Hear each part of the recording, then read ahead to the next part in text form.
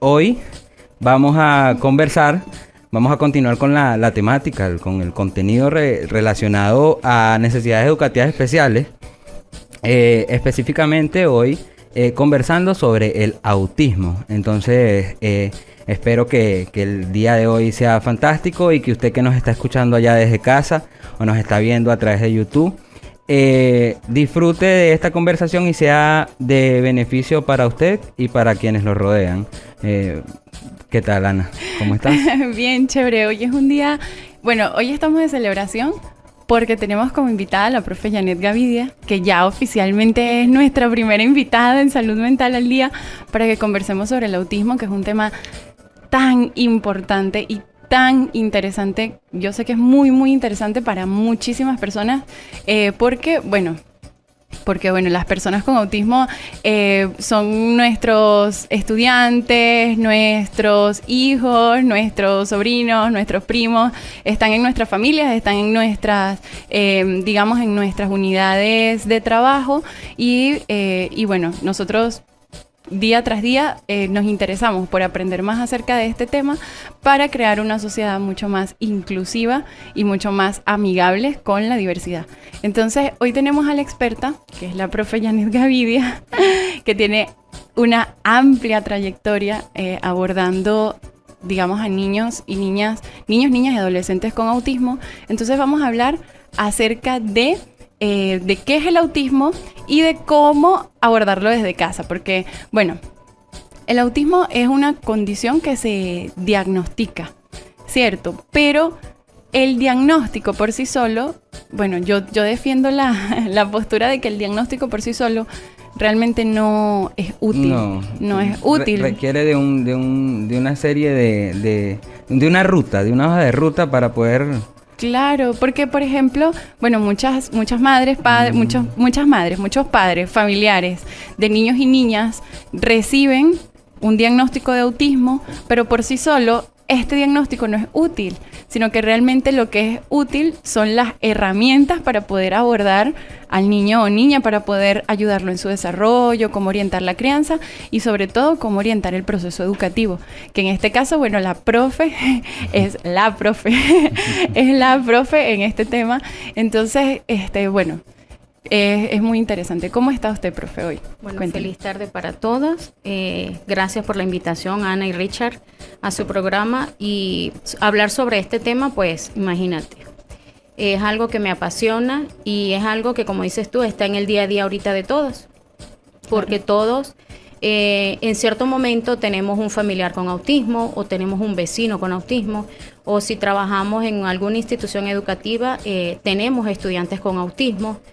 Y pues así como ellos son estudiantes, pues próximamente son también personas que van a estar en la inserción laboral y entonces pues en algún momento nos va a tocar trabajar o tener de compañero de trabajo una persona con autismo. Y para esto, pues como dices tú, no es nada más el diagnóstico, sino también es el abordaje, que siempre se dice que el abordaje mientras más temprano, pues es mucho mejor, pero eso va a depender del diagnóstico. Claro. Si el diagnóstico se da a temprana edad, pues es mucho lo que se puede trabajar con ese niño, pero pues no todos tienen esas ventajas de que se les dé un diagnóstico temprano. Claro. A veces el autismo, pues dependiendo de su caracterización, también puede ser diagnosticado en adolescentes o incluso en personas adultas. Entonces a veces es cómo retomar esas personas y el estar conscientes de que tienen una condición y que de repente han estado con esa condición toda su vida y entienden de repente por qué actuaban de esa manera o por qué sus comportamientos eran de cierta forma en ciertas circunstancias, ¿no? Claro. Que a veces la familia y la misma persona pues no lo sabía. Claro. Pero eso suele pasar y suele pasar en muchos casos. El reconocimiento después de toda la vida, de agarré y me reconocí. Pero fíjate que yo cuando estaba pequeño yo era así. Claro. Exacto. Sí. Y a mí me regañaban en el colegio y mi mamá iba hasta el colegio y... Sí, claro. Sí, claro, eso pasa. Y como adultos, mira, nosotros nos hemos encontrado en nuestros talleres de abordaje de las necesidades educativas especiales, adultos que quieren iniciar un proceso de despistaje de autismo porque se sintieron diferentes toda su vida y quieren saber de dónde surge esa diferencia y resulta que esa gran diferencia de ellos respecto al mundo es una condición del neurodesarrollo llamada autismo. O que, bueno, ellos nacieron dentro del espectro del autismo. Y es interesante porque nosotros solemos como que asociar el autismo a la infancia, pero no se queda solo en la infancia, sino que en el futuro los niños y niñas con autismo van a estar integrados a entornos laborales, van a estar integrados a la familia, van a tener pareja, van a tener hijos y digamos que ese es su proceso de desarrollo personal y ese proceso de desarrollo personal depende en gran medida del abordaje. Entonces hoy nosotros vamos a abordar este tema del autismo desde la psicología y desde la psicopedagogía. Sí. En este caso, bueno, y desde la pedagogía también. Claro. En este caso, la psicología, nosotros como psicólogos nos encargamos del diagnóstico, del proceso diagnóstico. Pero yo hago hincapié en que el diagnóstico por sí solo no es útil. Es útil para... Es como una información. Es útil para, digamos, formular las estrategias. Pero sin ese proceso de formular las estrategias de atención, no es útil por sí solo. O sea, pasa porque... O sea, lo menciono porque hay muchos padres que desconocen que el psicopedagogo es necesario en este proceso de abordaje del autismo. Por lo menos, bueno, nosotros cuando damos las recomendaciones a la hora de diagnosticar autismo, las recomendaciones siempre son muy generales y orientadas sobre todo al comportamiento, orientados a la atención multidisciplinaria, por ejemplo, cuando hay niños que deben ir al terapeuta del lenguaje o deben ir al terapeuta ocupacional, nosotros remitimos, pero quienes se encargan de emitir las recomendaciones adecuadas para el abordaje educativo, el abordaje pedagógico, exacto, es el psicopedagogo. Sí, ok. ¿Qué contempla ese diagnóstico? Exacto, ¿qué es el autismo? ¿Cierto? Esa es una gran pregunta. Esa es una gran pregunta. Bueno, el autismo... Se cree que el autismo es muchas cosas. Se dice como que no, las personas autistas son más inteligentes que el resto de la gente. Viven en su mundo. Ajá, o viven en su mundo. ¿O qué más se dice? Se dice que viven en su mundo, se dice que son más inteligentes. No, ellos tienen una inteligencia superior, entonces por eso... Albert Einstein tenía autismo, sí. Sí, también se dice, hay gente que lo relaciona como con una disminución de las capacidades intelectuales. También se relaciona como con conductas agresivas, no sé qué, pero nada de esto es verdad. Nada de esto es cierto. Realmente el autismo es una condición del neurodesarrollo, que quiere decir que es una condición de nacimiento, que se da en la etapa de gestación, porque hay partes del cerebro que se desarrollan de manera distinta, no mal, sino distinta, y que lo que hacen es, digamos, generar una personalidad diferente. Una personalidad diferente con rasgos comunes entre las personas que se encuentran dentro del espectro del autismo. Solamente tiene dos características y ya. Esas dos características son, la primera es la presencia de patrones repetitivos del comportamiento de intereses restringidos y fijos, ¿cierto? Es decir, que las personas dentro del espectro del autismo son personas que tienden a repetir patrones de comportamiento, rutinas, que tienden a repetir movimientos, palabras, acciones, por ejemplo, tienden a la repetición y también que tienden a ser temáticos, es decir, tienen intereses como muy fijos y restringidos, es decir, se ve como que si a un niño con autismo le gustan los dinosaurios, habla de los dinosaurios 1.000.000 de veces y solo le gustan los dinosaurios y entonces se sabe todos los nombres de los dinosaurios del mundo y, o sea, ese es su tema. Entonces, de eso hablamos cuando hablamos acerca de los intereses restringidos y fijos. Y la otra característica es que su patrón de socialización es distinto. Es decir, ellos socializan de forma diferente. Hay quienes creen que las personas dentro del espectro del autismo se aíslan, se retraen y no hablan con los demás y no les gusta hablar con los demás, pero realmente no es así exactamente, sino no todos que son así. Exacto. Hay niños o personas en general que son poco sociables y también vamos a encontrar los que son muy sociables, demasiado sociables, ¿cierto, profe? Sí. Es así. ¿Por qué razón pasa esto? Porque, bueno... Usted que trabaja con niños con autismo, profe. Bueno, un niño con autismo y otro nunca son iguales, ¿verdad? No hay dos personas iguales. Igual pasa con el trastorno. Por eso se habla de trastorno del espectro autista, porque dentro del espectro abarca una gran variedad desde lo mínimo o desde lo micro a lo macro. Y es lo que tú hablas de esa variedad que hay en cuanto al comportamiento y a lo que es la parte de comunicación social, que se encuentran muy diversos, y no podemos conseguir dos chamos con autismo con las mismas características y con las mismas condiciones jamás. Claro. Jamás. Ok. Todo eso va a variar porque pues todos somos únicos e irrepetibles en la parte biopsicosocial, y pues eso también abarca lo que es el autismo. No pueden existir dos personas con autismo iguales. Iguales. De hecho, Claro. hay niños que son hermanos, que los dos pueden tener el diagnóstico, pero los dos no pueden tener las mismas características. Exacto. Y eso que de repente son criados por los mismos padres, tienen Claro. el mismo diagnóstico Ajá. y en el mismo grado Es el y mismo todo, contexto, y no son iguales, nunca social, jamás. familiar, comunitario, incluso el escolar, porque asisten a la misma escuela, pero las características son totalmente diferentes. Sí, sí, claro. Y eso es algo que es importante que nosotros sepamos, porque muchas veces las personas, no sé, yo he visto que muchas veces las personas tienden como que a generalizar cuando se trata de autismo, como que no todos los autistas son agresivos, o Ajá, todos los Ajá. autistas son... No, incluso súper con el inteligentes. tema que tú dijiste de los dinosaurios, no a todos los niños que les gustan los dinosaurios o que Exacto. sienten una No. pasión por los dinosaurios o por ciertos temas, necesariamente tienen que tener un Exacto. diagnóstico de autismo, ¿no? Porque entonces Claro. ahora es que a veces no es que a él le gustan los dinosaurios, pero es que no es nada más a los No se a las trata de personas eso, con autismo claro. que les gustan los Se dinosaurios. convierte en un ¿no? paradigma. Claro. Exacto. No, es importante no generalizar en este aspecto, Y, claro. por ejemplo, en el caso de la educación, también nosotros erramos con el paradigma de que, bueno, la educación, como la educación venezolana, en todo caso es una educación colectiva, enfocada hacia el bien colectivo, la comunidad, entonces no es individualizada, ¿sabes? Los programas, pues, Ajá. están hechos para ser colectivos. Es estandarizado. Es estandarizado. Entonces se piensa también que a la hora de yo formar, de yo enseñar, pues yo debo hacerlo en un conjunto, o sea, hacia todo el conjunto, y no individualizo el programa educativo que tengo preparado. Claro. Entonces no es solamente en el caso de los niños o personas con autismo, sino es con respecto a todos los seres humanos a los que tenemos dentro de los espacios educativos.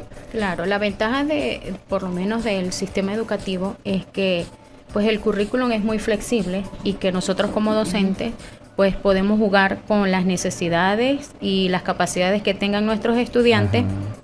Y en base a eso, pues hacer una planificación y tomar en cuenta de repente a esa persona con autismo o con otra necesidad educativa especial para incluirlo dentro de ese colectivo y hacer la formación y, como decía Ana, o sea, trabajar desde una inclusión, porque Claro. a veces no es tener al niño con autismo en el salón y, o sea, tenerlo aparte, realizando una actividad aparte de sus Claro, compañeros. no. La idea es que él esté incluido dentro del grupo y que él esté realizando las actividades que están haciendo sus compañeros, con ciertas adaptaciones Con ciertas curriculares, adaptaciones, exacto. ok. que es pues que el especialista, en este caso el psicopedagogo, estima cuáles son. Y entonces el docente toma en cuenta esas orientaciones y se hacen las debidas Claro. adaptaciones curriculares. Claro, Excelente. claro. Hay algo que me gusta mucho destacar de esto, que es que, bueno, por lo general los padres siempre están muy preocupados por cómo integrar a su hijo en el sistema educativo, o sea, Ujú. cómo integrarlo, o muchas veces los docentes no tienen las herramientas para diseñar las estrategias. Claro. Y Ujú. eso no está mal, o sea, no está mal, sino que No es normal. para eso existe el especialista, y el Ujú. especialista en este caso es el psicopedagogo. ¿Qué es lo que hace el psicopedagogo? Hacer las recomendaciones orientadas a la atención educativa. ¿Cierto, profe? Sí. O sea, Y luego de haber un diagnóstico de parte del psicólogo, la detección del docente del formador, como lo hablamos en un programa anterior, la detección, el diagnóstico por parte del psicólogo, luego ¿qué procede? Procede el psicopedagogo. Ok. Bueno, Ajá. ahí se hace la evaluación psicopedagógica para conocer cuáles son las capacidades, habilidades y destrezas de este niño, incluso las debilidades, porque pues dependiendo de ese diagnóstico hay que ver qué tan comprometida está esa caracterización, o ver qué tanto compromiso tiene en la parte de comunicación social y en la parte conductual o comportamiento, y en base a eso se hace el plan educativo individualizado.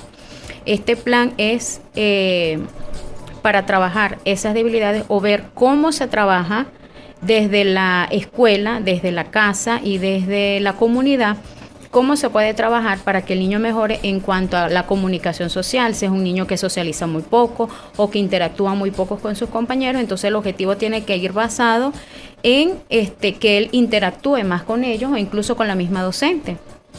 Si es en la parte de comportamiento, si hay conductas repetitivas, entonces hay que trabajar en base a la disminución de esas conductas repetitivas o, dependiendo del caso, si son estudiantes adolescentes o niños más grandes, se puede trabajar con ellos, el que ellos vayan aprendiendo dónde y cuándo poder hacer esas conductas repetitivas, porque eso es algo propio de ellos. Claro. Y lo que hay es que orientarlos a que hay ciertos momentos o ciertas circunstancias donde ellos lo puedan hacer, porque estas conductas a veces lo ayudan a ellos a bajar niveles de ansiedad, Ajá. de angustia, o disminuir estrés. Entonces no podemos quitarles del todo estas conductas, sino es algo que poco a poco se va trabajando y se va disminuyendo. Se va como canalizando, exacto. ¿cierto? Incluso a veces hay chamos que trabajar una conducta repetitiva disminuye y tiende a desaparecer, pero con el tiempo puede aparecer otra. Entonces claro. A veces cuando tú oyes a las mamás, pero es que él aleteaba y ya él lo dejó de hacer, ahora camina en puntas, un ejemplo. Entonces, y antes no lo hacía. Claro. Entonces, pero siempre tienden a aparecer porque ellos buscan una manera de bajar esos niveles de ansiedad, de angustia, de estrés, como que de puede autorregularse. exacto, que puede Sí. provocar a veces el estar en espacios donde ellos a veces no se sienten muy cómodos por la parte de la socialización. Entonces estas conductas a veces lo ayudan a ellos a regularse o a autorregularse, como dice Ana, para ellos poder estar tranquilos y como que relajados en el ambiente donde les toca Claro. estar. Pero ellos aprenden, muchos de ellos aprenden, depende del grado o del nivel.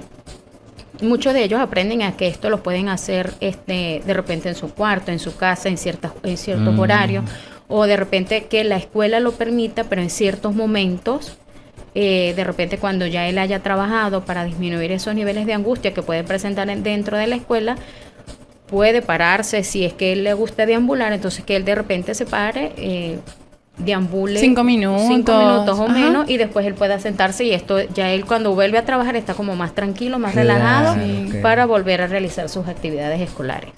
Sí, hay algo que me gusta mucho de lo que dice usted, profe, que está orientado hacia el respeto de su individualidad.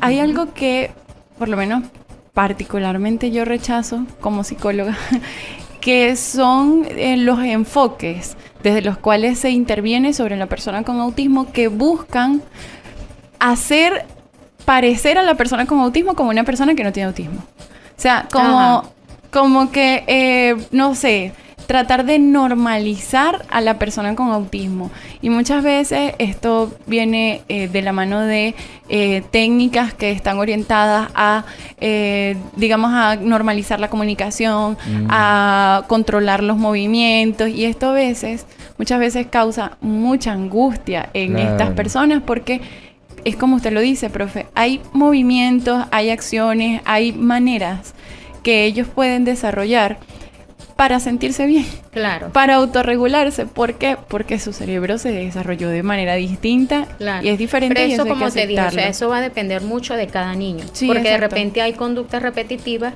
que pueden estar interfiriendo en el proceso de aprendizaje, y entonces hay que intervenirlas. Claro, hay porque que eso está generando un problema, porque el niño de repente por estar aleteando o estar deambulando o caminando en No puede puntas, adquirir entonces algún conocimiento. no está prestando atención y no está realizando sus actividades escolares. Claro. Entonces en este caso hay que trabajarlas, pero es para disminuirlas y que de repente enseñarlo a canalizar, que eso lo puede hacer en otra parte, pero mientras esté en la escuela con la maestra dando clase o explicando Claro. la clase, él tiene que estar atento Claro. y trabajar eso. Claro, bueno, entonces sobre el autismo se interviene, digamos, en cuanto a la adaptación del niño al medio, pero también del resto Claro. de lo que tiene que ver con el medio, o sea, de las personas que lo atienden, de sus De la cuidadores, de sus comunidad. maestros, de la comunidad, del espacio físico para el niño. O sea, hay, ¿cómo le digo? Las personas con autismo pueden adaptarse, como todos lo hacemos, al entorno. No, todos lo hacemos al final, pero hay cosas que son parte de su naturaleza. Claro. Entonces, hasta ese punto llega la adaptación de ellos y desde ese punto partimos nosotros a adaptarnos como sociedad, como docentes, como personal de asistencia, como cuidadores, como padres, a la naturaleza del niño o de la persona. Sin convertir las estrategias de enseñanza, las estrategias educativas en una, no sé, en un sistema, en una estrategia represiva. Sí, exacto. ¿Sabes? Claro. Que no donde él se de... pueda desarrollar y su realización no se vea comprometida con una estrategia que la invento yo, que no vivo esa realidad. Claro. Entonces, por eso... Sí, bueno. es que fíjate, por lo menos eso se podría ver mucho en lo que es la parte de la comunicación social. Sabemos que ellos son a veces poco sociables, a veces no toleran o no les gusta el contacto físico, el abrazarse o dar un beso, pues hay muchos que no les gusta. Y eso, como dices tú, hay que respetarlos, porque no todos pueden saludar o pueden darte un abrazo, no todos pueden darte un beso. Incluso hay algunos que reciben el beso, pero no te dan el beso. Y eso es permitido, porque, ok, yo acepto y yo tolero y respeto que tú me quieras dar un beso, pero no esperes que yo te lo voy a dar. Y eso hay que respetarlo. Hay que respetarlo, no podemos, como dices tú, como que obligarlo o forzar a que él tenga que dar un beso, o incluso que él tenga que darle la mano a otra persona. A que sea de la manera en la que nosotros queremos que sea, no. Eso se que aplica. Promover la libertad. Claro. Sí, que se sientan libres y cómodos. De la naturaleza de cada persona. O sea, y esto es un aprendizaje que nosotros nos llevamos de el trabajo con las personas dentro del espectro del autismo, pero que debe ser general. O sea, todos tenemos una naturaleza única, completamente distinta, y dentro de esa diversidad que existe en el mundo, nosotros debemos percibirnos desde nuestras potencialidades y talentos.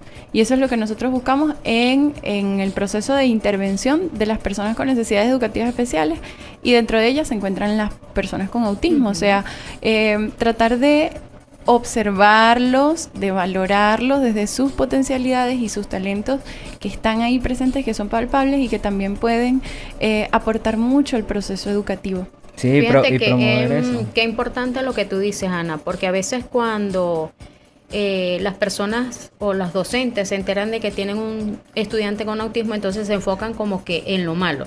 Sí, claro. ¿No? En lo que no hace. En donde no se integran, en donde no es que caben. él no habla, es que él no socializa, él no se incorpora al grupo. Pero ellos también tienen capacidades y habilidades, y hay chamos con autismo que sorprenden. Claro. De repente no son sociables, pero te pueden manejar 2 y 3 idiomas. Y son prácticamente que autodidactas porque lo aprenden solos. O sea, ni siquiera es que van a un curso de inglés o de italiano y lo aprenden, sino que a veces que lo aprenden solo. Sí, profe. Yo recuerdo haber tratado con un niño que a los 5 años empezó a hablarle a los papás en japonés. Imagínate. Y ellos estaban así como, ¿qué está hablando? Y era porque había aprendido japonés viendo videos. Viendo videos, fíjate. Sí, entonces un talento. Incluso hay unos que tienen talentos para la música. Wow. Claro. Hay otros que tienen talentos para el deporte. Hay chamos con autismo que les gusta ciertos deportes, ciertas disciplinas. Para la literatura también hay estudiantes con autismo que les gusta la literatura, el dibujo.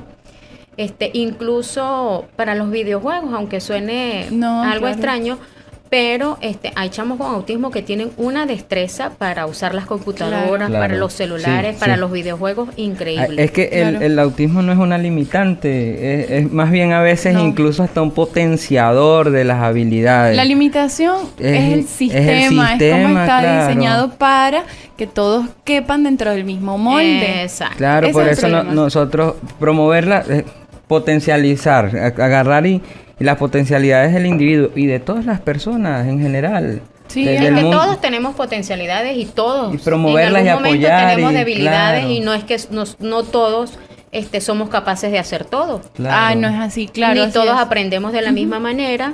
Claro. Ni somos iguales. Ni somos iguales. Entonces, pues eso también cabe dentro de las personas con autismo. Claro, exacto. Entonces, esta es, digamos, la perspectiva desde la cual se interviene el autismo desde el punto de vista educativo, psicopedagógico y psicológico.